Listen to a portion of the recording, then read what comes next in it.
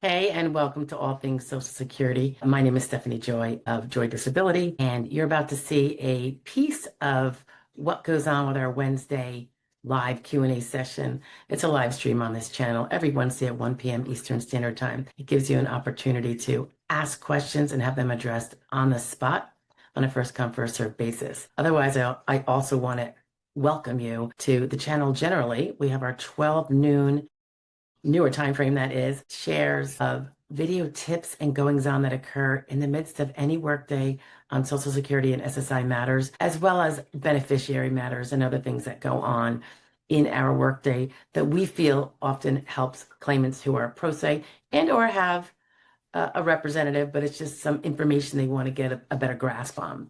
So we share them here every day, and I welcome you to join us every day at noon. Thank you so much. Have a great day. Do you have any opinion on filing the filing like right after you stop working versus waiting a little bit, showing that you're going to these doctors and getting a little more robust stuff so they have something that's... I like for mine to, obviously, in the perfect world, because most of the time that's not how we don't get them like that. If someone knows that they're having a hard time and considering needing to quit because their medical issues are getting real bad, I would like to get them before they quit so we can build up the medical records and build up the treatment to show the progression of it and things like that. But you just got to make sure you're getting treated for everything. And when it's time, when you can't do it anymore, the only thing it's going to affect is how much your back pay, because if you've worked and paid in and get SSDI, unless you also qualify for SSI, you don't get them first 5 months anyway. So you can file that first day or you can file 6 months later. See, I find it differently. And I don't know, maybe it's for different areas.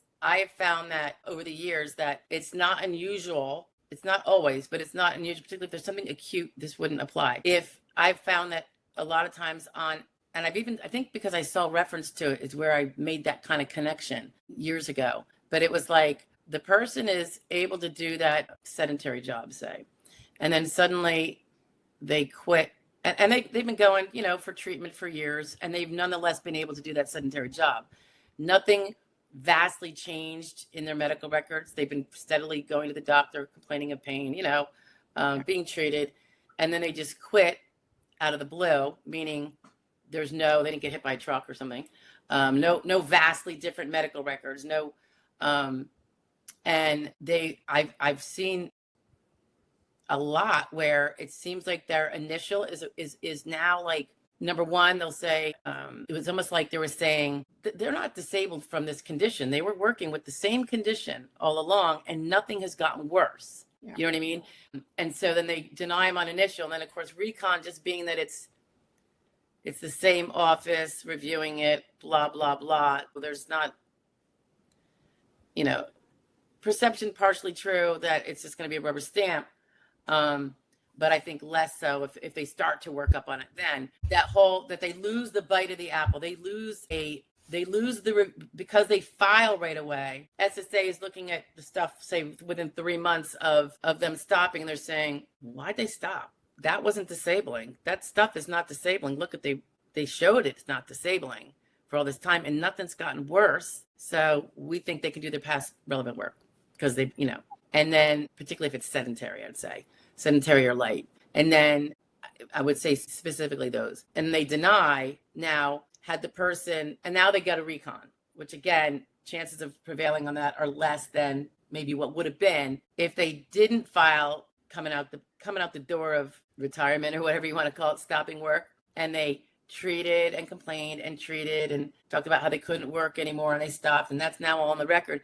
By the time, let's say you file it 3 or 4, now they have all this stuff showing after the description of why they quit. It was getting so bad. I feel like I need to treat more, to help my body, which I couldn't do when I was like all these things. And then I just think it's a greater chance of winning on initial. That's just my perception. Like if they don't file coming out the door. Yeah, I agree with that. And then there's different cases. Like you'll have one that I would say this is not true if it could be true if they just went for surgery, right? Because so many times they'll say, well, the 12-month durational, the surgery we expect you to approve, therefore you don't meet the 12-month durational because we think you're going to be able to do some sort of work within 12 months of that date you stopped. Now, had they filed that month, maybe 6 months later after the PT is all over, post-surgery, and they're still screwed up, now you have that evidence that the surgery, is not putting them back on their feet really quick. Yeah. I don't know. All right. The things I always babble about to my people. So I thought I'd get your take on it. Hey there. That was one of our little Q&A clips. I hope you found it informative or helpful or just enjoyable. I am attaching a related video that we have put together a while back that is on a similar topic and or an extension of what we were just talking about. So if you needed some more information on that, that's a place to start. You can also look in our playlists. There is a ton of them. I think there's over 1,000 videos. So there's almost every topic in the world touched upon in some way, shape, or form. And again, as a reminder, you can always put in the comments any kind of question you have, even if it's unrelated to this or any other video. I will talk to you later. Carry on. Hey, tonight, because it occurred today, so I'm going to share it tonight. It's a little bit about the strategy that I think through when sometimes it seems that it's best for a person not to file a claim for Social Security disability or SSI right away, even though they have disabling conditions, ostensibly, and even though they're not working.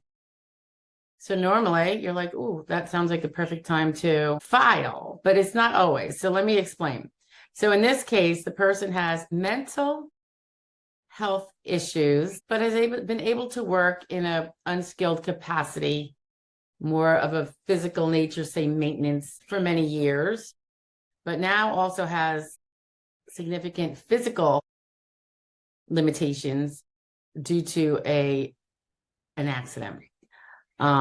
So as per the description by the person, sitting doesn't happen long because of back pain. The accident caused a broken foot that required surgery, which is apparently still exceedingly painful.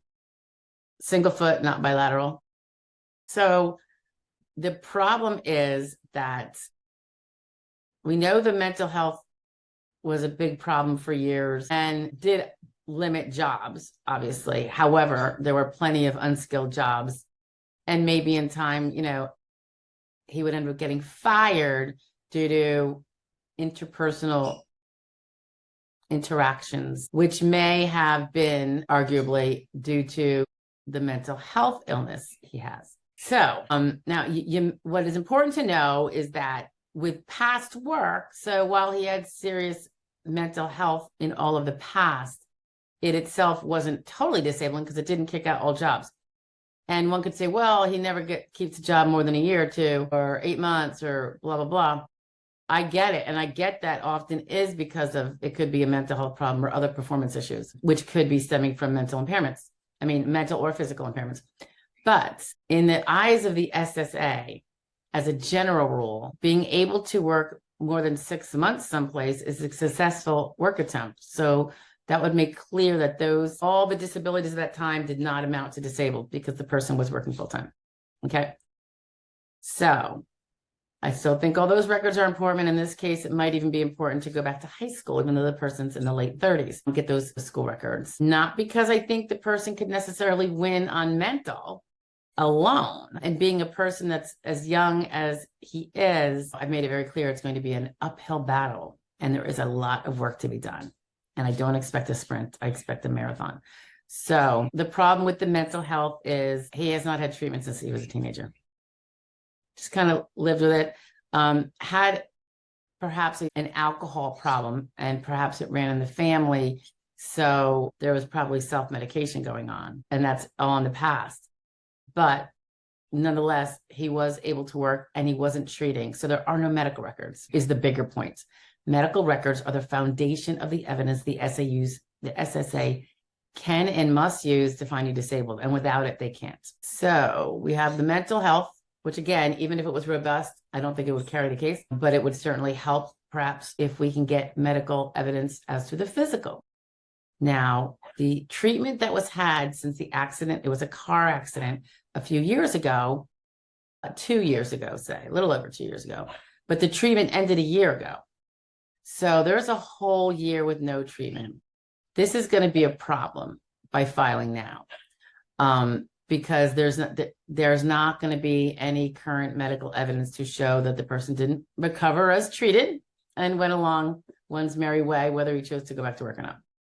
I believe there should be orthopedic workup, potentially physical therapy, which would probably be recommended before or after MRI, certainly diagnostic tests. Now, those are probably 2 years old or maybe a little earlier. So it's not too terrible how far back they are, because it's not that far back, but we'd need updates. And when there's a problem with no insurance, and that's why someone doesn't have updated medical, and sometimes with a car accident, you're relegated to use the PIP insurance, so long as, if you don't have other insurance.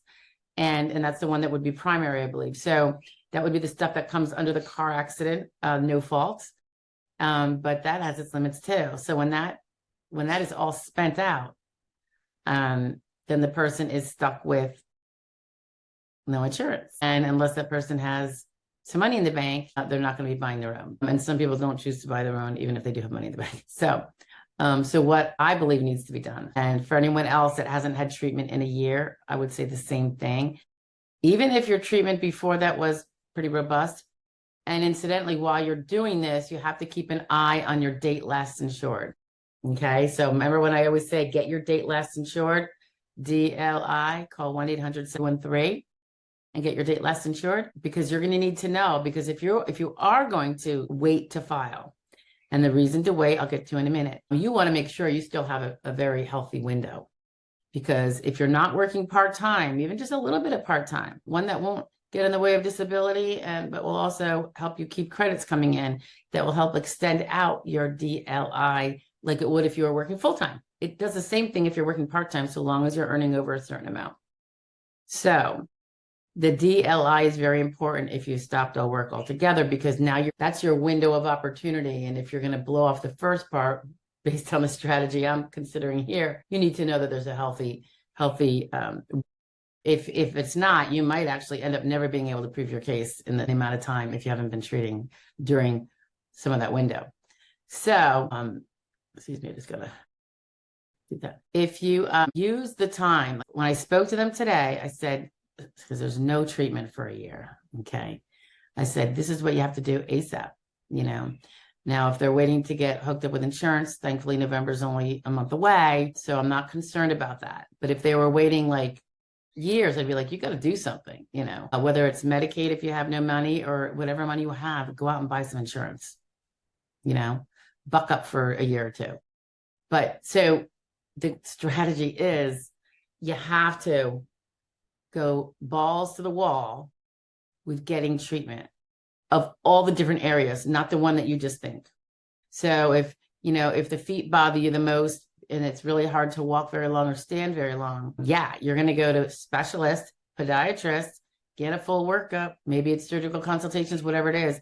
And if there's physical therapy recommended, you do it, unless you have a medical reason not to. If you simultaneously have a painful back that you can't sit long, really, really, really important to know. But you have to have consistent, frequent treatment. There needs to be diagnostics. There needs to be therapies. There needs to be medications can go, like with this particular person, if there is a substance abuse history and someone doesn't do any kind of substance now and does not want to start for obvious reasons, I think get that well documented in the record. And there's many ways to do that in the medical record as to why, why doesn't somebody take pain medications? Well, this is why. And I think in today's age, ALJs are very understanding of that because what we've seen, out and about going on.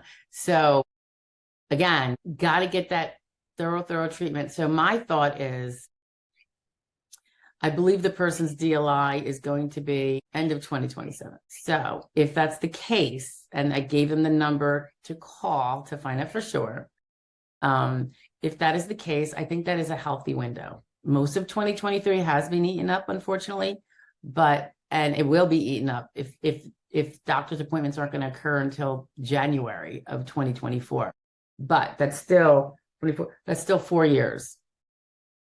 So that if something isn't strong enough, particularly for young people, where the burden and the mountain you got to climb is so much higher. It's high for everybody. It's higher for younger people. So I want to see probably 6 months worth of treatment. What? Sorry, that was my husband. It's our anniversary, 20 years, but he's away. He's away at work on business this week. And but I'll see him on Thursday, and then we are going away on Friday. Yee-hoo! Very close by. We got teenage kids, multiple animals, and a grandma here, so we don't go far. Get out work. So yeah, I'm thinking 6 months of treatment, maybe less, and it can't just be, well, I'm doing one thing. You got to hit them all hard and heavy. I want to see podiatrists. I want to see orthopedists. I want to see diagnostics on all these different body parts. If there's a headache thing going on, it's probably something cervical. I mean, the damages, with a serious accident to your body can really impact so many different areas. How bad are the headaches? I know those are not the thing that is the most controlling. I think it's the feet, but for this particular individual, but you have to treat for all of it. If there is anything involved with the fingers, the wrists, the shoulders, the hands, the arms, that is super, super important. We have to prove that this individual cannot do any job that exists in substantial numbers. He can't even do sedentary. He can't do a stand option type of job. I described to them kind of like in between sedentary and light. Can't do that. There's so much to be proven, and you can't do it when you have a year of missing records. So I'm thinking, but there was probably significant records the first year because there was that PIP coverage.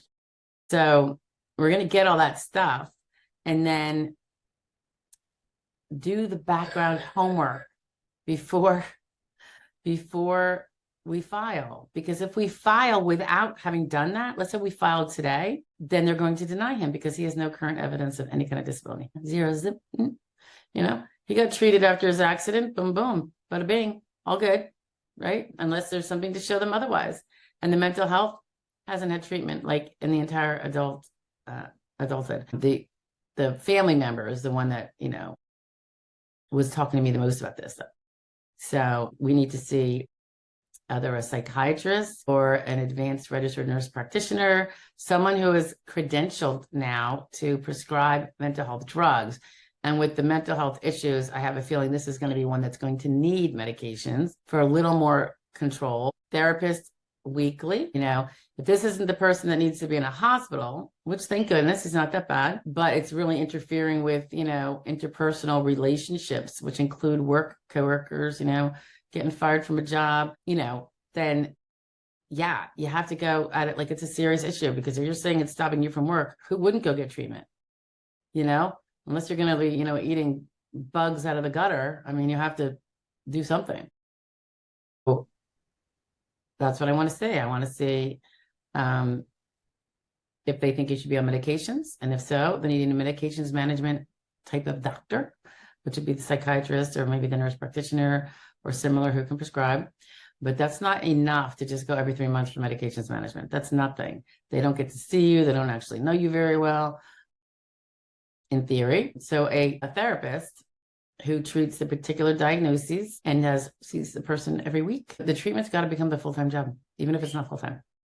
But it's got to be the priority. And then all the other things, maybe it would be where you have a PCP and say, okay, I want an orthopedist for my back. I want an orthopedist for my feet. I want an orthopedist for my neck pain and anything else. Feet would be obviously podiatry. Maybe there's nerve damage. I don't know. Maybe it would be a neurologist too. But there's nothing about sitting back and hoping that something's going to be good enough, because if there's someone that you haven't seen that you could have seen and one doesn't because they don't feel like the inconvenience of having to go out and have an appointment, that's not going to cut it. So that's what I said. I said, we'll do this. Let's roll up our sleeves, but I need to see this happen first.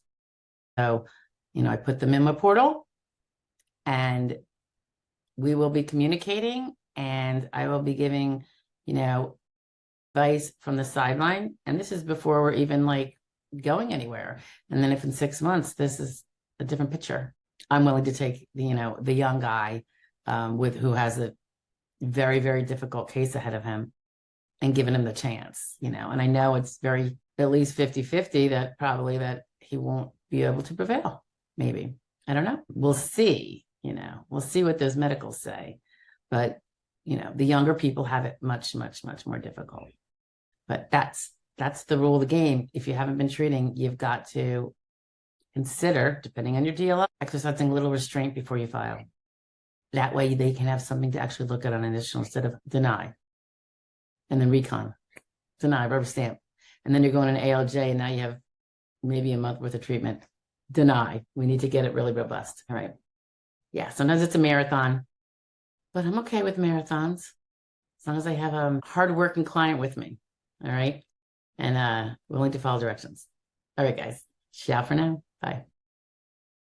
Hello again. I hope you enjoyed the video. I hope it was helpful, if not just a little bit informative. In the event you have a Social Security question you want addressed, please feel free to make a comment below and ask the question, even if nothing to do with this particular video. And just a quick, again, reminder, we have our daily video shares and tips around noon every day of the week. And on Wednesdays at 1 p.m. Eastern Standard Time, we have our live Q&A session where you can come in live and enter your questions in the chat. And we all pretty much have a good time for an hour or two. I look forward to seeing you there, hopefully.